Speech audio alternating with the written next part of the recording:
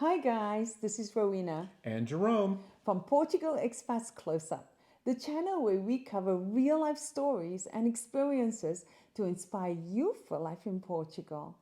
In today's video, I want to talk to you about our personal experience in successfully importing our electric car, a Tesla, from the United States to Portugal and how we avoided paying any unnecessary import duties and taxes.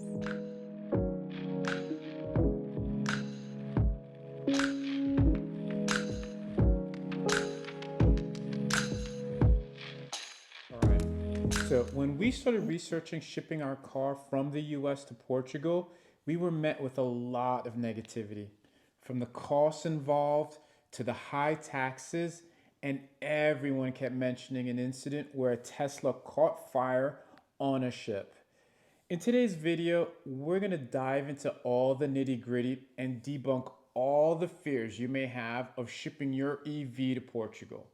We'll cover everything from getting the car shipped, how to qualify for tax-free imports, what's the right type of insurance, and all the costs involved. But before we dive in, just a note that we will have a separate video about getting the car charged at public charging stations in Europe and another video about getting the car road legal and registered to drive in Portugal. So be sure to subscribe and get the other videos as soon as they go live. Okay, definitely looking forward to those. But let's get back to shipping the car. To ship a vehicle overseas, there are two options available. Option one is where the car gets packed inside one of those big containers like the ones you see on cargo ships, or option two, roll on, roll off, also referred to as ro-ro. This is where you drive the vehicle directly onto the ship, then it's stowed below deck and there's no container involved. So Ro-Ro should be much cheaper than the container option, but because of insurance concerns for the carriers are not allowing this option for EVs. So we had to ship our Tesla using a shipping container.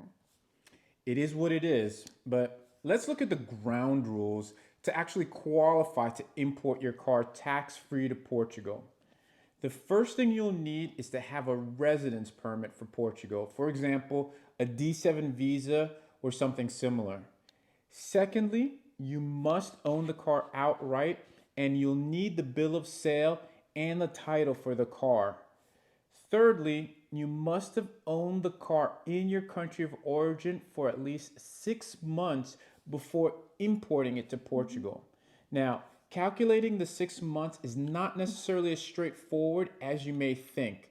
You'll need to understand the effective dates, and there are two parts to this. The first date is the date of ownership for the car, and the second is the date of transferring residency to Portugal. Let's look at the date of ownership of the car in the country of origin. Here we are looking at the date on either the bill of sale or the title. The dates on these documents may differ for a number of reasons. So here's an example to help you. If you recently paid off your car, let's say 2 months ago, but originally financed it 4 years ago, your effective date of ownership began 4 years ago. In this case, you would use the date on your bill of sale to show the date of ownership. Now, if somebody else purchased the car outright with cash 3 months ago, that car would not be eligible to be imported tax-free until 3 months later because of the 6 months of ownership requirement. So are you with us so far? Okay. The other part to this is your effective date of residency in Portugal.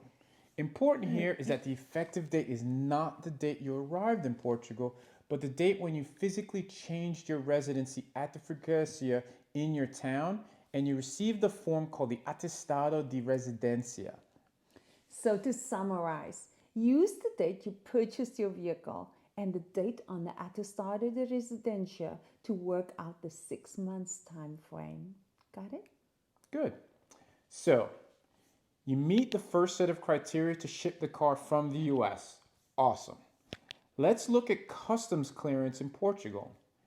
First, you'll need your Registro Central de Contribuinte, aka your NIF, which is your Portuguese tax ID number. Just make sure that the address on your NIF document matches the address on the Atestado de Residencia. Next, you'll also need a valid form of identification. For example, you can use your passport, or you could also use your Portuguese residency card if you have one already. Now, you're also going to need something called the list de bagam. The list de bagam is a shipping industry term for the inventory list of items you want to send over in your household goods shipment. You can prepare this list yourself in Excel or Word, something like that. The key here is that it needs to be submitted by your agent to the Portuguese embassy. Ideally, the same embassy location where you apply for your visa in the first place so they can approve it and include it with your other application documents. The list of again must include the vehicle that you're now planning to ship over as part of your personal goods. Now, that leads me to the final point here. You can only import the car within 12 months after your transfer of residency to Portugal. You're allowed 2 shipments of personal household goods per person up to 12 months after you transfer residence to Portugal. Got it? So if you have any questions so far, drop us a note in the comments. And if you like this video, be sure to like and subscribe. Okay, so you know all the requirements now. Let's move on to how we found our shipping agent. When we started looking for a shipping agent, we were very specific in what we were looking for, and we thoroughly researched everyone we spoke to.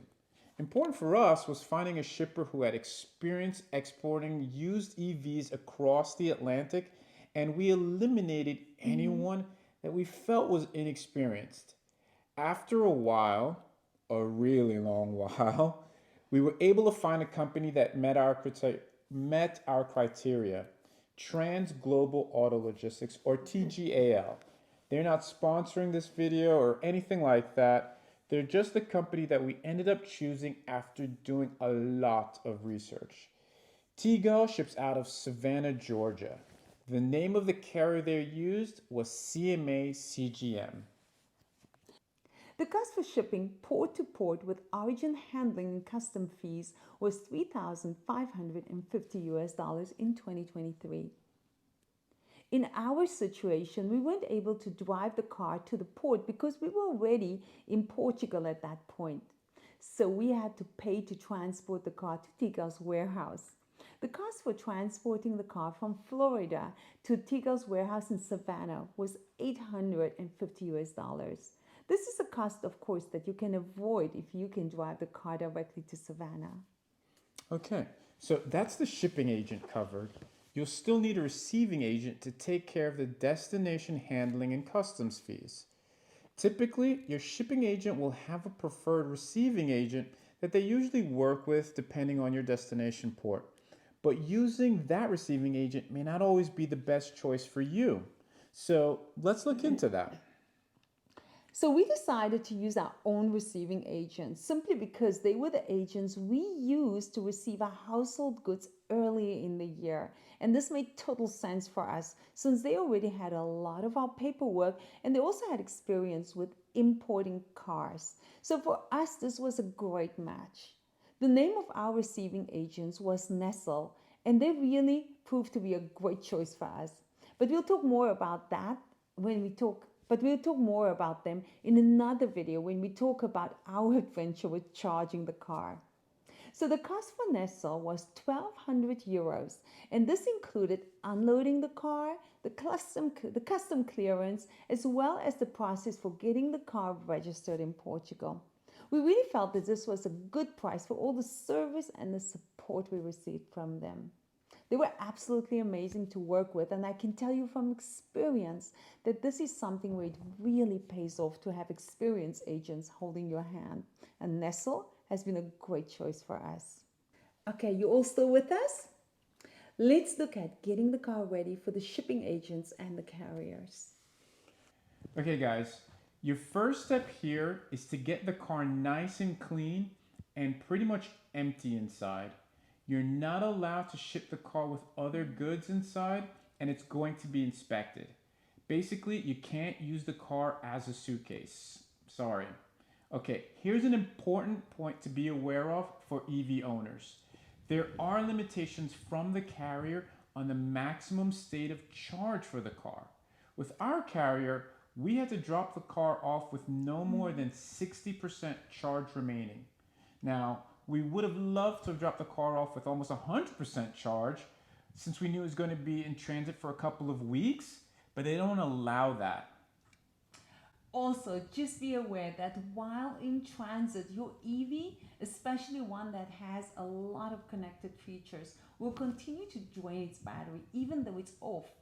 But there are steps that you can take to minimize this phantom battery drain on your car while it's in transit. So just Google it. But you'll need to be prepared to get the car charged immediately since it may not have a lot of range left. Okay, quick recap. We've covered the ground rules to qualify, what's needed to clear customs tax-free, selecting shipping agents, the services they offer, the costs of shipping, and how to prepare your car for the journey. So let's talk about selecting your destination port and why that's important. For the destination port in Portugal, we chose Porto, although we live much closer to Lisbon. We chose Porto because a lot of people told us that processing in Porto will be smoother and faster compared to Lisbon. A smooth process was important to us, so we really listened up, and our pickup at Elisha's port went really smoother as butter, to be honest.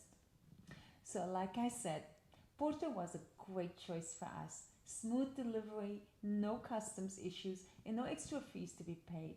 There was one problem, however. It's far. When we got into the car ready to head home, it only had 8 kilometers of range left. Yeah, you heard me right, 8 as in less than 10 kilometers of range before it was completely dead, and we were nearly 300 kilometers from home. So let's just say getting it charged was a little unexpected adventure. Well, it's just another story for another day, I guess. So let's move on. Next, we are covering insurance for when your car arrives in Portugal. All right, so the ideal case scenario would be to have insurance from the moment your car is offloaded from the vessel. But remember, at this stage, the car is not registered in Portugal yet. So how will you get insured? Is it even possible? The answer is yes. Here's how. You'll need temporary insurance. This allows you to drive the car until you finalize the car registration process, which will take a couple of months to complete in the best case scenario. We'll have another video outlining the registration process, so be sure to subscribe if you're interested in that. Now, for insurance, we used a broker called Abigate Insurance. They seem to be based in Spain, but they service Portugal. So, here is what you'll need for the insurance. You will need to provide copies of your current car registration, your driver's license, your NIF, and your license plate number. Once the car arrives, you will need a copy of a document called the DAV that you will get from your receiving agents. This is the Declaratio Aduaneira de Veículo. Once you submit everything, you'll receive something called a green card, also known as the International Motor Insurance Certificate. This is an internationally recognized document that provides proof of third-party insurance for your car. Here's how it works.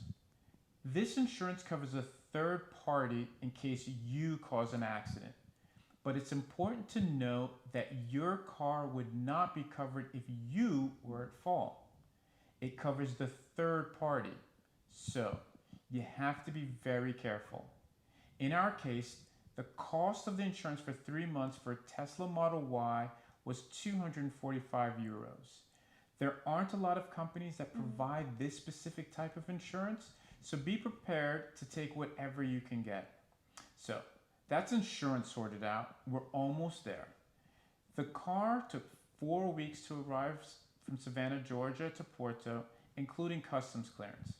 The car left the US on October the 3rd, and we collected it in Porto on Halloween. Yeah. If you're thinking that arriving on Halloween has bad omen written all over it, you'd be exactly right. We had only 8 kilometers of range when it was offloaded from the container, and we were about about 300 kilometers from home, like Rowena said. But we'll post another video on how to charge a US spec Tesla in Europe, so be sure to subscribe and stay tuned for that. So speaking of collecting the car, it's also important to plan out how you will get from your home to the port. So let me share our experience. We live on the Silver Coast, 45 minutes northwest of Lisbon. The good thing for us is that there is a fast train that connects Lisbon to Porto. So we really enjoyed our train ride to Porto. The trip was very comfortable and really very scenic. And it just took us under 3 hours to get from the Orient station in Lisbon to the Campana station in Porto. We took the first class ticket, which was 45 euros. Second class was 32 euros. We chose first class because it was a longer train ride and we wanted to be comfortable since we knew that it would be a long ride to get back home. Here's a pro tip for the train ride. Plan ahead and give yourself some extra time. Since the trains here don't always run perfectly on time, our train was a few minutes late, but the good news is that the train has a little bistro on board and the bathrooms are clean and tidy. All of that make for a very pleasant experience on board. Now, just be aware that the bistro only takes cash. From the station in Porto, we took a 20-minute Uber ride to finally pick the car up at the port. So there you have it. That's everything you need to know about importing your car tax-free to Portugal. I hope you found this video helpful. If you did, be sure to give us a thumbs up and share it with anyone you know that it could be helpful for. We'll see you in the next one.